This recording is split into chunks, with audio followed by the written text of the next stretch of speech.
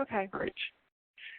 Okay, I got Pam Yeah. Stephenson on the call right now. She is going to be discussing the Head Start program and the Head Start grants that are being rolled out for 2014. They're just in the process of submitting applications. I'm going to let Pam just run with it. Maybe you can give us an idea of how you're approaching the Head Starts and how we might be able to find some success there. Okay.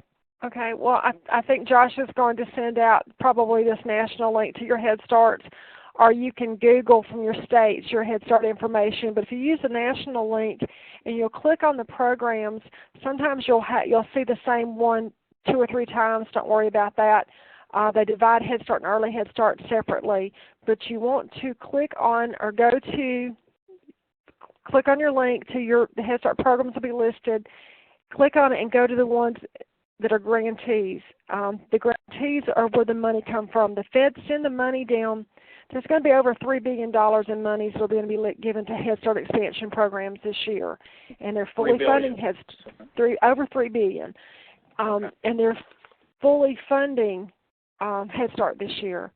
And so what they're doing is the money comes down from the federal government to these grantees, and then the grantees are in charge of anywhere from 1 to, I've seen them as many as 40, 50 sites. They're the ones that make the decisions on how the money is distributed, and they're the ones that make the decisions on which programs get what money or what money they write grants for. So the grantees actually are the ones who do the grant writing. Okay. Now, when they're actually requesting or writing the grants, are they specific grants or are they generalized? Because I do see that there are a number of different grant opportunities that they can submit applications for. It really depends. It does. They can be specific for the needs of the program. If they have, and they do federal reviews every 3 years in these programs. So if your federal review has been written up and you're lacking in playgrounds, then that's what they write specific grants for, is to bring those up to standards. The Head Start program must meet all the Consumer Product Safety Commission guidelines, period. It doesn't matter what the state says, they must meet those. And when they do the federal reviews, that's what they look for and that's everything. That's their building, their facilities, and everything. They have to have shade, and they have to have playgrounds. And the children under 3, and their infant programs from the 6 months to 3-year-old programs must be on solid surfaces like EPDM. Okay. Wow. Are these state-specific standards, or are these national standards federal, for Head Start? There's national standards for Head Start. Okay. So they must go by those national standards. I wouldn't. Okay. I used to have them, but you probably could Google Head Start national standards. Okay.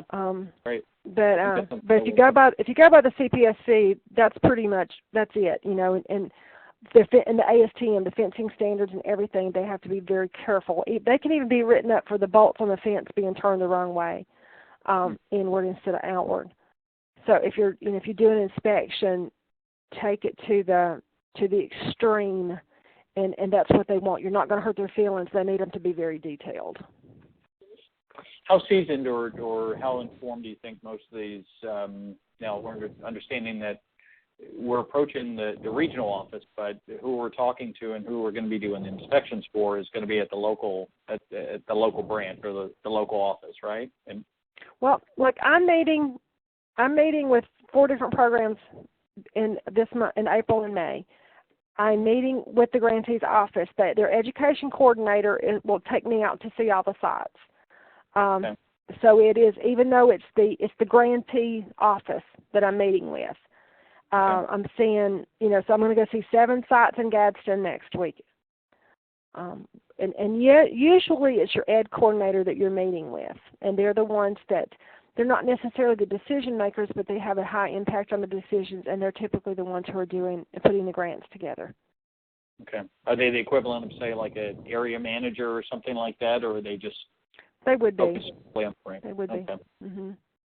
It's ed coordinator. And sometimes you meet with the director. Sometimes the director takes that, but usually it's the ed coordinator that you're working with. Okay. Is the director usually at the on-site at the your center directors are on site? Yeah, you're at the center, I'm sorry. Yes. Mm-hmm. Your center directors are on site, but they are not decision makers. They really don't have a lot of input. Your executive directors are at the grantee's office, and they're the ones who make the final decisions.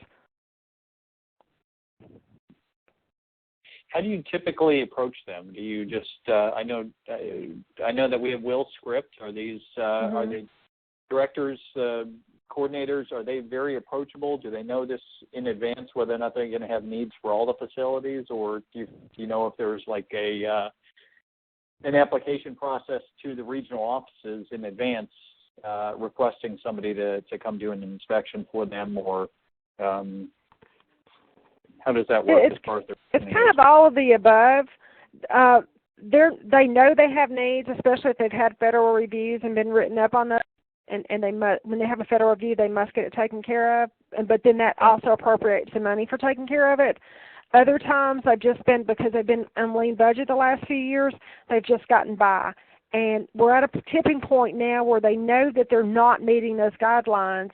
So these monies that are coming down from the federal government will go into a lot of these sites for getting their playgrounds back up to par. And also Head Starts are transient. If your population, because your population shifts around and they're meeting with the needs of children who are more of a lower income, often they'll close a site, walk off and leave equipment and everything because they rent their sites often. Some buy, most rent.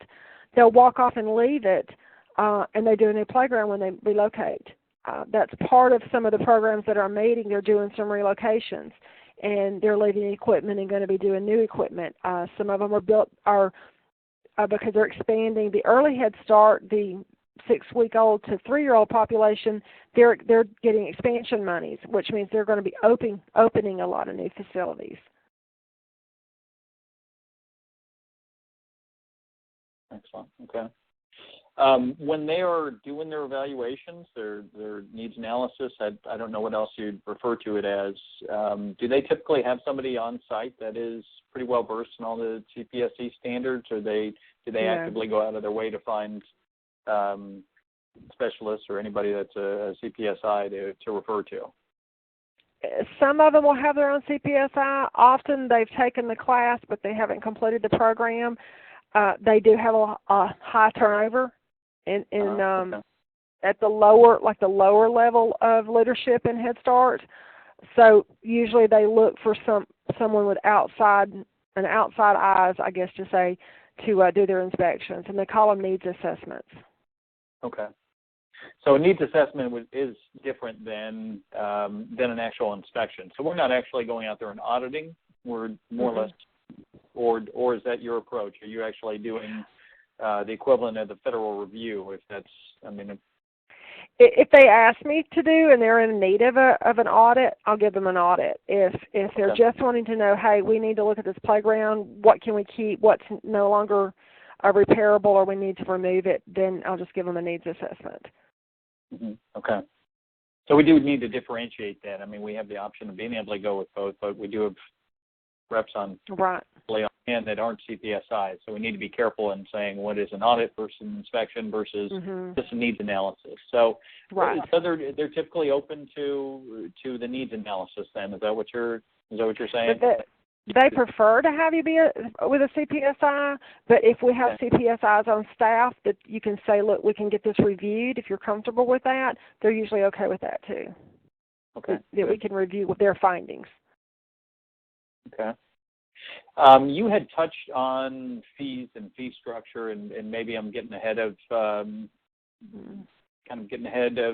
direction you wanted to go here, but are they typically open to maintenance programs, or are they looking to bring folks in to actually compensate them, or will they be willing to pay for an inspection if necessary? It really depends on the program. A lot of the programs over the years, because of the federal cuts, did have to let their facilities and maintenance men go, and they do hire contracted out for that type of work. So you just need to know your program and ask that question when you're talking to the person in charge. So they can go either way. I've seen them do both. I've seen the contracts, and I've seen them have their own facilities. And what was the other question you asked me? I didn't know if the fees. Is that typically something that can be invoiced at that time, or do you find that most of the needs analysis is really a matter of kind of prospecting and then putting together potentially a package to go out to bid, or and if that's the case, do you find that the time that you put into that project can be used for as an in-kind donation to them when you're actually submitting an estimate? I use it for an in-kind donation. I use it to do my prospecting and get my foot in the door. Sometimes they'll insist on paying, and you'll need to ask that question. If it's a conflict of interest for your agency, will I be able to do the needs analysis and able to bid? And if they say no, well, then you want to ask them for compensation so that you can bid, and they're happy to do that. Yes. If it's not a conflict of interest, my approach has always been to let me do these needs analysis or these needs assessments as in kind, which is a 20% of Head Start budgets must be donated by the community.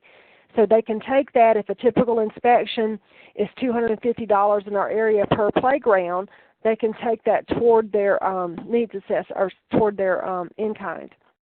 What happens when I do that is I get my foot in the door.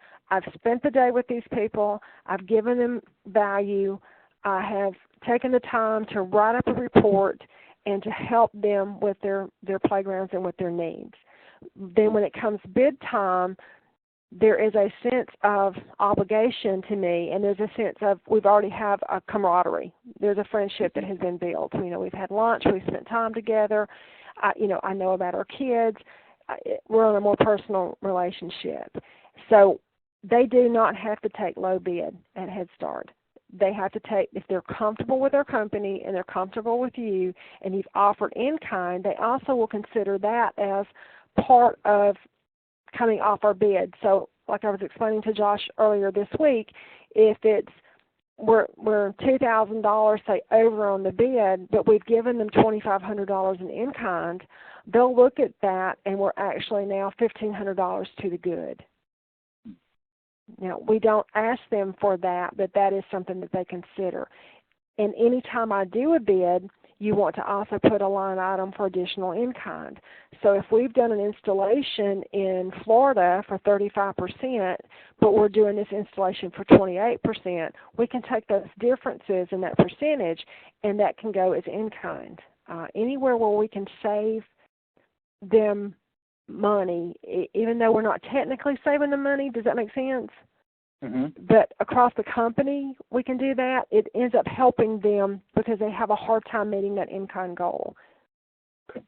Now, that in-kind goal, that is, let me understand this. That is actually set aside more or less monies that have to be met in terms of the vendors that they work with, or is that a particular goal that they have to reach, or is there a budget of it's a goal they have to reach. It's not actually money. They'll take donations toward it, but say if they have to have 20%, and they'll have an in-kind letter that'll be on their letterhead that you'll ask them to send to you, or they'll offer to send to you for you to fill out, and you break it down. The site visit, 10 times $250. So you put that number down.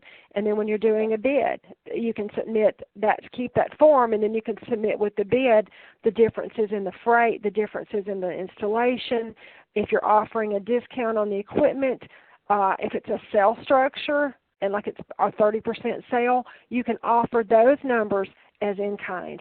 They take those letters and compile them, so it's not technically money, but they have them there. So when their federal reviews come in, they can show this year we had this much in kind, this year we had this much in kind. We're able to meet those goals. Okay, so it's the equivalent of a discount, if you'd want to say that. Mm-hmm. How do you document it for it? You said it's just in the letter, so that there really isn't any formal documentation, no schedule or anything like that needs to be set. Each agency has their own form. Okay. And they're as complicated or as simple as an agency wants to be. There's no federal standard for that. It just has to be done. And each agency is different too, in that some agency will say anything under $5,000 doesn't have to be bid out. So they'll ask you, I've got $15,000 to spend. Let's do 3 invoices if you've become their go-to person. Some agencies will say, oh no, anything over $1,000 has to be bid out. So you've got to know your agencies and what their rules are. And these in-kind letters, they are tax deductible. So if we've spent time doing it, the CORCAT can take the difference off of their taxes for the labor, for the freight, for the discounts on the equipment. But if we offer discounts on the equipment or we offer our time, all that's tax deductible with that in-kind letter. Okay, excellent. Well, that's all great information. Maybe you can. I have the link pulled up, and you're not able to see the desktop. But I have the contacts, the Head Start program directory pulled up for the state of Alabama. Mm-hmm. Maybe you can kind of give me an idea, or give us an idea of how to walk through this and kind of navigate through here to find who the decision makers are. Explain the grantee, and that whole process for finding the right folks. Okay. Well, say you go to about halfway down the page. I know Community Action Partnership of North Alabama in Decatur. They're a huge program. They just took over the Huntsville grantee office also. So when you open that up, it says grantee. When you click on Community Action and go to the next page, it says grantee at the top. That is your main office, that 1909 Central Park. Which one are we looking at? Community Action? Community Action Partnership of North Alabama. It's Decatur, Alabama. Okay. It's about halfway down the page. Okay, I pulled that up. Okay, you'll see their website there. Sometimes you can go to their website and find their contact people. But what I do is I'll call the main office number and they're very, very nice people, and they're used to people calling, and we'll just use the script that you had, and we'll ask for the decision maker. A lot of time you'll get a voicemail, but you also get a name. So what I do, if I get the name, I'll leave a message that time, but in 2 weeks I'll call back and ask for Miss Smith, or I ask for Kim, like Smith or whatever, so that I can probably actually get the person by asking for that name. Okay. Now, in this case, Community Action looks like they have, 13 different counties that they're servicing? They do. Their center list is huge. Oh, okay. And you said, I believe you did say the number of centers, 30-some centers, is that right?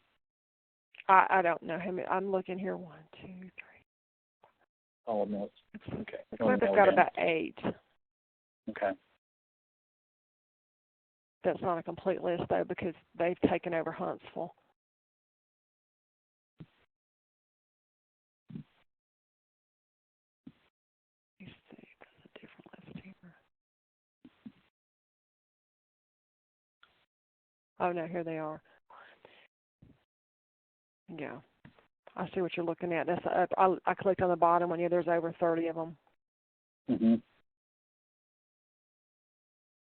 So the centers, like I said, the centers don't, there's no point in talking to those folks because the center directors don't make decisions. You've got to talk to the grantees, and you've got to, and they are really, most of the time the secretaries are really nice about putting you through to the right person. Sometimes it's facilities, sometimes it's ed coordinators, but they'll put you through the right person that you can at least leave a message with. If you go to, a lot of times if you go to your state, like I know the state of Tennessee, if you Google state of Tennessee Head Starts, it'll bring up a map of all the Head Start grantee offices and their email addresses for the directors. It gives the directors' names and the email addresses.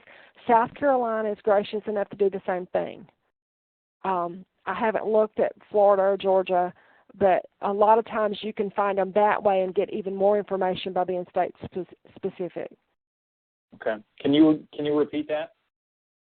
If you Google your Head Starts by your state, if you put in Tennessee Head Starts, In Tennessee, it brings up a map. You go to the state Head Start directory, and it brings up a map of every grantee in their territory in the state of Tennessee.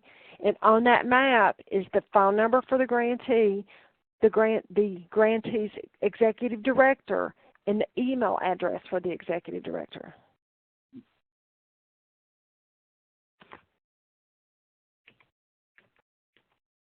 And from there, you've got a little bit more information. You've got the director's name, and you've got an email, so you can get your foot in the door that way too. Have you run into, or I guess you're just kind of kicking off this campaign? Have you in the past found that there's already some competition in the door, or they seem to have received you pretty well this go around? And do you think it's a matter of timing? Or it's a matter of timing. It's what I do, because I've worked Head Starts for so many years. Every 6 months, they get a phone call. If it's just to leave a voicemail, because that builds familiarity with me and with my company. Okay. Every 3 months, they get an email, because I've got almost all their email addresses now from talking to them so much. At least once a year, they get a catalog. And then with that, there is competition. There used to not be, but there is competition. Everybody and their brother knows about this $3 billion. And so we are going to run into these folks. But if they aren't familiar with in-kind, if they aren't familiar with, I'm going to offer you a needs assessment or a needs analysis as in-kind, or I can offer you an audit as in-kind. We're going to look at your playground, and we're going to see what you can keep, what we can fix, and what we need to add to. And we're going to look at it for shade and age appropriate. And sometimes you can even throw out, we're going to try to meet those NAEYC criteria to bring you guys up to speed and bring the learning environment outdoors. And because in 2012 we know that ADA became federal law for playgrounds, we're going to look at and look at what you need to bring this up to ADA standards also. So if you throw those key words out there, our competition doesn't necessarily know that because they haven't worked with them, and so they don't know the lingo. And because I know the lingo, and I know these key words and key things to say, that builds comfort with me too. Oh, you understand our program. And it's not immediate like any other playground. They're not going to buy today often. Some programs you'll run into, and yes, they have money and they've expanded and they're ready to do a structure. Most of them right now are writing for this money. There's a big pocket of money, and every Head Start in the nation is wanting a portion of it, and every state will get some. What we're doing is understand it's slow. So we're going to go talk to them. We're going to do these needs assessments. They're going to get familiar with CoreCat and our products. We're going to help them put these numbers together and help them back up why they need what they need through our assessments. And then when the government turns loose of the money, it'll start trickling in. Some programs years end in June, some are in October, some are in January, and some are in April. As those year ends, when they get their new fiscal years, then these budgets start over. So you may get some of them that need to spend money, right away, and then some of them it may be a year. But once you understand the program and they know you, you will be their go-to person. And another thing that kind of reminds me of, at these year ends, like I've got one right now that's got, they're called leftover monies. If they don't spend all the money in their budget at the end of every year, if they don't get that money the next fiscal year. So if they've got money left over and they've been conservative with the money and they have $13,000, $20,000, $30,000 to spend that they've got to get rid of, they do look to big ticket items like playgrounds. So, they may call you at 3 o'clock in the afternoon and say, I have got $30,000 I've got to spend by 5 o'clock. Then, by all means, help them spend it. We know how to do that. Right. Well, that's great. Thank you for the fiscal years. I didn't realize that they alternated as much as they did between. I mean, certainly for October and April. I didn't realize April. What I thought was interesting on the opportunity section or the grant and funding section, and I'm going back to the Head Start the Head Start page, it appears that it's very state specific, and obviously when they're rolling out new application deadlines, but then it also seems like there's multiple opportunities throughout the year. So I didn't know if there was a specific grant that they were writing this for. Are these what the name of the grant is? Would you happen to know what that is offhand, so it helps us understand the lingo again? I don't with that. When they write these grants, those are just kind of inside. Like I said, it's based on their need and what their federal review was. So it's not, this money is it's allocated for Head Start. This $3 billion in grant money and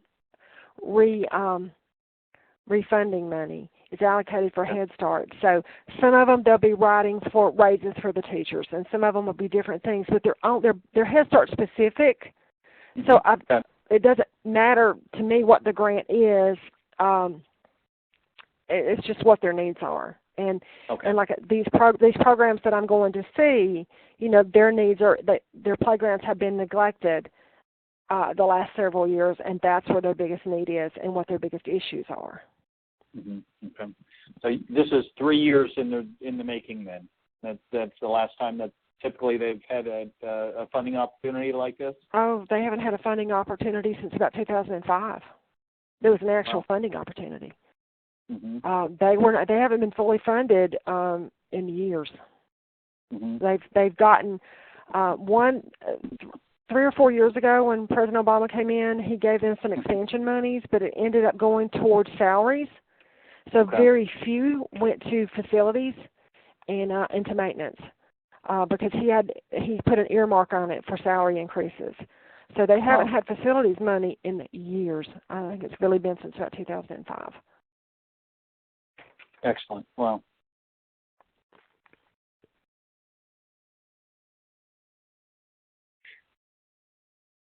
Pam, this has been great. I've learned so much. I've not had a whole lot of experience working with Head Starts in the past. Just certainly not to this degree. Is there anything else that you think we need to address here? Are there any specifics or minimum requirements that you find that we need to be? Do we need to be part of, or do you find that we should be part of the state Head Start associations, or is there such a thing? And is there any preference? There are state Head Start associations. I would just encourage us, if we can, and we can fund it, to attend these local state Head Starts. And I know it seems like a waste of time and you're not doing a whole lot, but you actually are keeping your face in front of these people. In the past, and as they get funding, it can be a lucrative part of our business. But I know it can be, it can be difficult. We may want to even want to look at just doing a regional, since we are mostly located in the Southeast. There is Southeast Regional Conference, and then there's it's called Region 4. We may want to look at doing the Region 4 conferences instead of maybe not doing so much in the state. That really is a call on the individual reps and on the company itself on what they want to do. But I think it is important that we do support them in some way, even if it is just purchasing a table at one of the small Head Start shows in the state. And there again, it shows that we're committed to what they're doing and we're committed to their kids. So. Excellent. Well, we can go ahead and wrap this up then. Again, thank you, Pam. You're wonderful. We're going to make sure that everybody gets this information and everybody goes and charges this and hopefully has the same amount of success that you've had just in a short period of time. So. Yeah. Well, if anybody has any questions or concerns, or they've run into something where they're not sure how to deal with a Head Start, please email me or give me a call. I am happy to help anybody. Excellent. Excellent. Well, I'm not going to end the call, but I will stop the recording right here. All right. Thank you. And again, thanks, Pam. You're welcome.